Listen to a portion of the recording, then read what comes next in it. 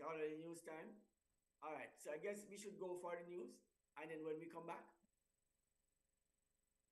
we can raise the second part of the conversation. We were talking yesterday. I want to just bring it to you before we go. There was and bring the overview first, and then when we come back for from the news, we may have a chance to say it if we don't get too caught up with the news. But we're going to just say it in the initial stage of it. Here is a situation where a man, sorry, not necessarily a young man, has been charged with bigamy. Is it before the courts? And so it's breaking outrage within the Cayman Islands right now that a judge would have granted him the ability to travel overseas while he has a bond. I see eyes pop out, Lady Corley Karen. She just, yeah, I just jumped right out a while ago. Hold on. Yeah, I just jumped out a while ago. He has been granted a bond to travel overseas. And for those who don't know what bigamy is the process by which a man would marry two wives. Maybe not divorcing one and marrying the other, or just simply marrying two without wanting to divorce one and just marry another wife, right? That's the idea of bigamy. It's the custodial, or it is the what you call the illegality of it that makes it custodial and cause the it to be a problem for this hemisphere. All right, that's the overview. I guess after the news, when we come back, we could touch a little bit on it if we have the time. But if not, I guess we can take it over to Monday, God's Spare Life, and of course have that heated and very interesting conversation. We are trying to have it because it's something that needs to have. We're talking about marriage, and of course, Yeah. it's something that we probably could look at. Elise, over to you. Of course, this morning's edition of the news is brought to us by Asai Ultrasound for all your ultrasound needs right here in Grand Cayman Islands.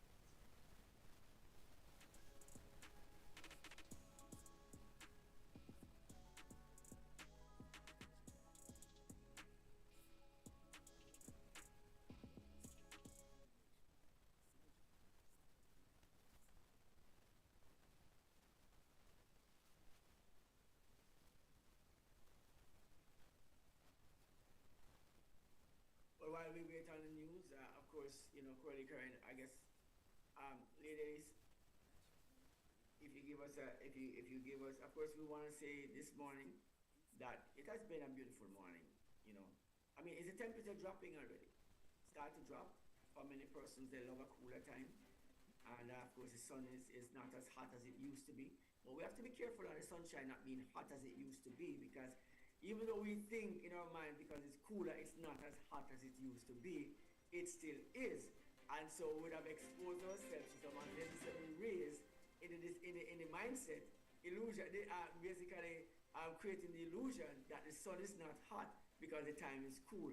But the sun maintains its heat all the time, and sometimes that's how we end Absolutely. up with some serious sunburn and scabbing and don't realize why we're scabbing because we we have prolonged overexposure to the sun without realizing how much we have been exposed to it The because danger, the danger of it. the disillusion of it all. I believe Lady Elise has given us the cue that all Is she is ready? ready and set. All right. Well, I guess time for the news. Thank you very much.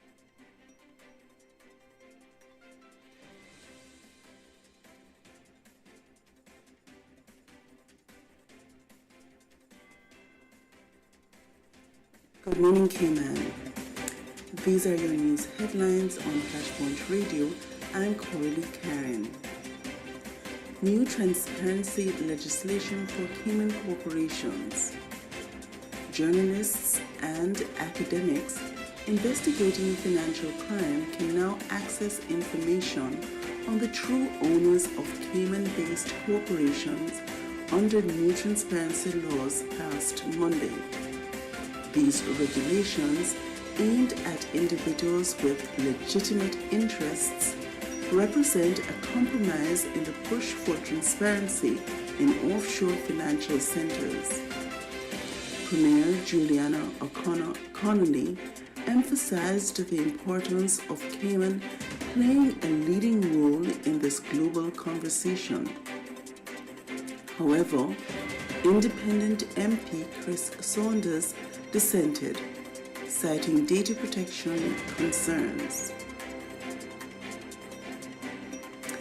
additional sentence for serial rapist Jeffrey Barnes, already serving a 35-year sentence for rape, has been given an additional 2.5 years for assaulting a fellow inmate at Northwood Prison. Barnes admitted to causing grievous bodily harm, explaining he acted out of a perceived threat. The court, considering his self-representation and meager income when addressing a compensation claim for the victim. New law for criminal drivers to support victims' children. In memory of Shemaya Grant, Cayman's parliament has passed a law mandating that drivers causing death by illegal means may be required to pay child support for the victim's children. Grant was tragically killed in 2021 in a collision caused by a texting driver. The new law seeks to provide lasting support to families affected by such tragedies. Canadians arrested for ganja smuggling. 2 Canadians face charges for smuggling nearly 80 pounds of marijuana into the Cayman Islands. The arrests occurred in separate incidents at Owen Roberts International Airport. A man traveling from Toronto and a woman carrying 50 pounds of ganja are both in custody following court appearances earlier this month. Heroic boat captain rescues turtle.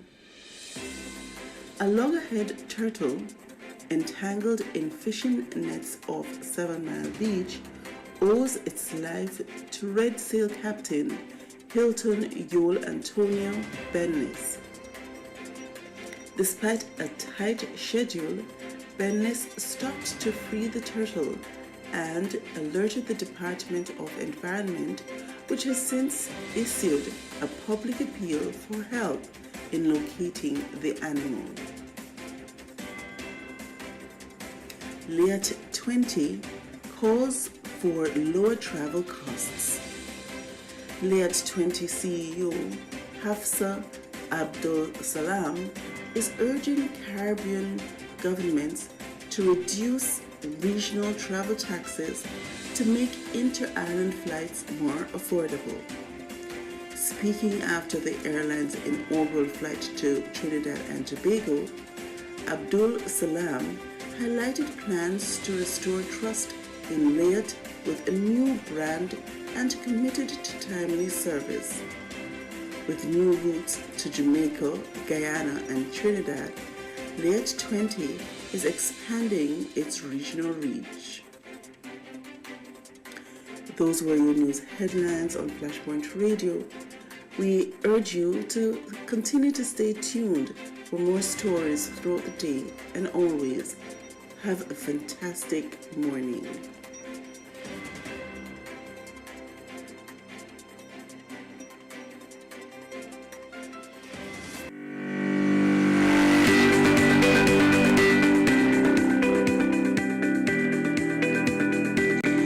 When you need ultrasound that's safe and effective, you must visit Asai Ultrasound Imaging. They're conveniently located at number 4 Chestnut Center, Smith Road, Georgetown, Cayman Islands. With experienced technologists with over 20 years experience, their friendly staff will make you comfortable while you get your procedure done. Asai Ultrasound Imaging is open Mondays to Fridays, 9 a.m. to 5 p.m. and 9 a.m. to 1 p.m. on Saturdays. Call Asai Ultrasound Imaging 345-949-2454 or 345-938-3426. That's 345-949-2454 or 345-938-3426. I'm Audley Scott, and you're listening to Flashpoint Radio, rise and shine. Your morning boost of inspiration, news, and fun. With Mikey G, Lady Elise, and Coralie Karen, the unmistakable combination, synergized to navigate.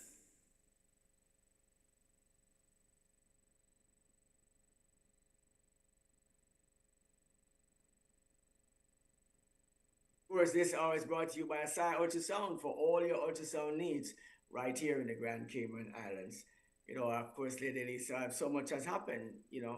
I don't know if Coralie Karen, thank for the news this morning, and of course, when I listen to the conversation about accidents and the people who are having accidents to pay child support for those who are for finding themselves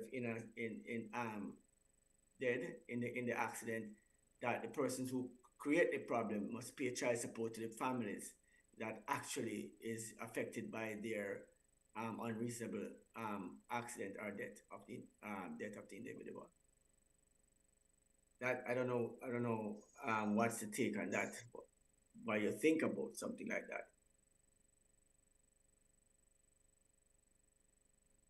I found it very interesting.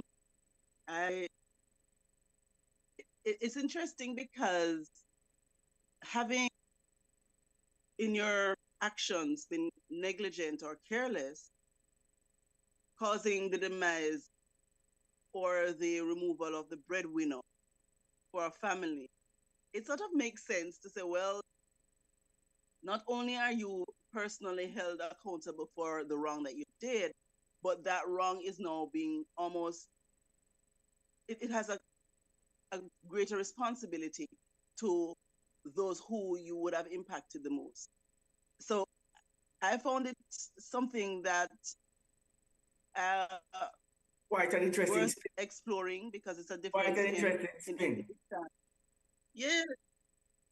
So it's not just punishing for them for the wrong that they have done, but making sure that the wrong is sustained in how the remedial actions that are taken. Because the truth is, when you know, and this driver was texting based on the record, right? You're thinking, had you not done that, it would have been the reason why this person is still alive, being able to care for their family. And so having your actions remove that, then, yep, it may be a greater deterrent than even the action itself, of causing the death of the person. When you know that for the next 18 years or however long you have to sustain that family and the children, it would certainly cause you to take greater caution in terms of how you treat with your driving while on the roads. Lady Karen, I would say to you this morning that, just thinking about the whole thing, I'd stretch the elastic band just a little wider, longer, a little more, and see how far we could stretch it. Here is somebody who is a known murderer who prides themselves to be killing people because they can. And of course, having them in jail working and every cent sent back to the family and giving them real work to do and actually allowing that to go back to the family to pay for the damages done.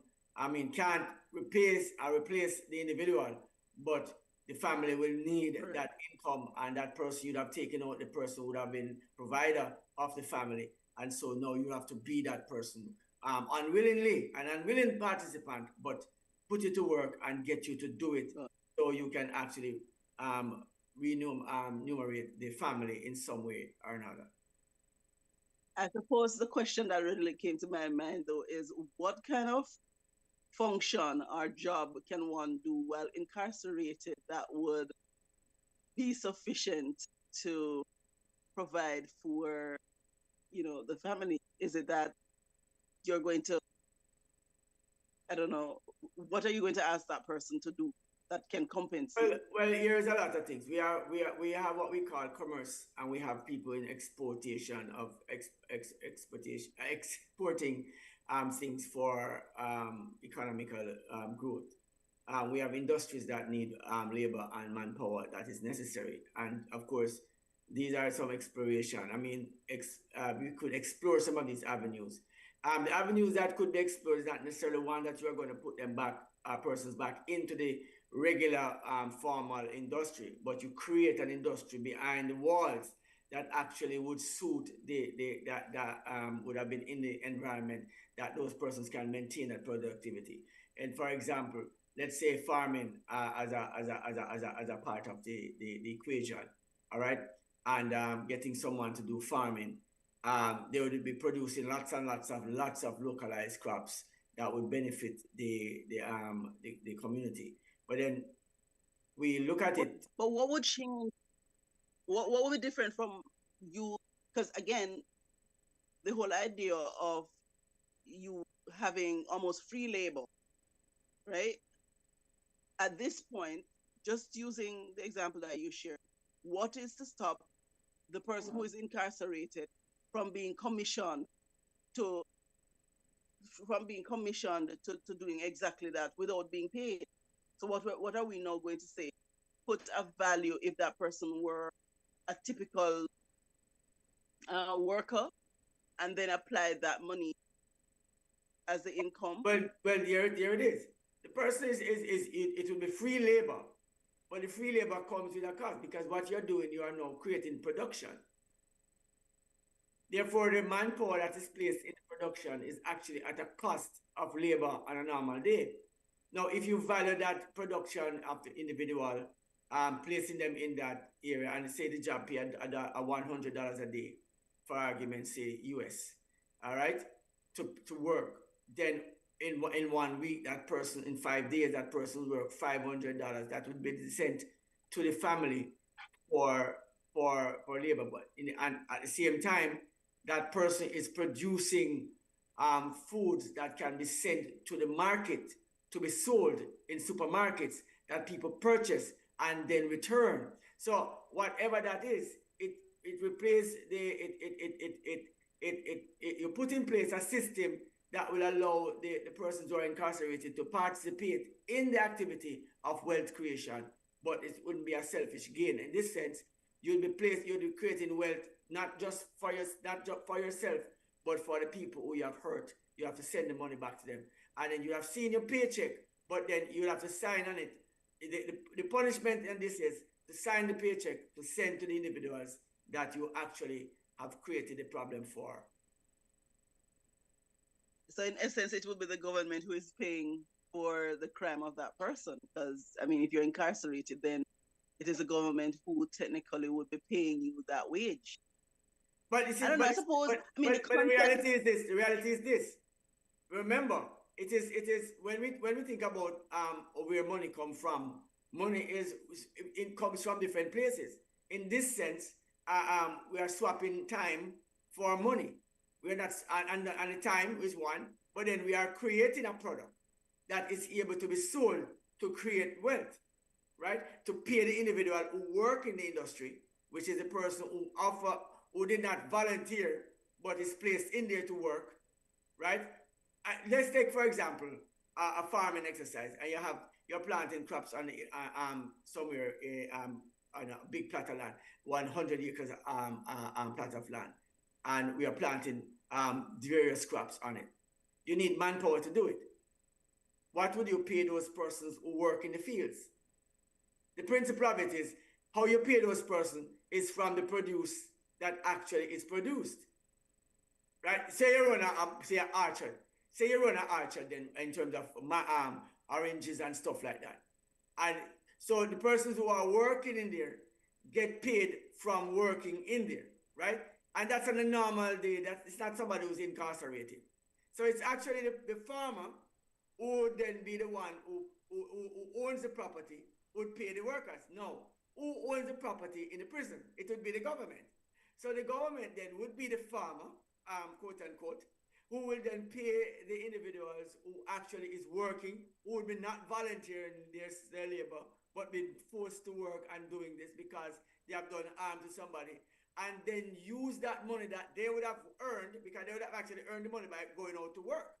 Because that's really a true statement.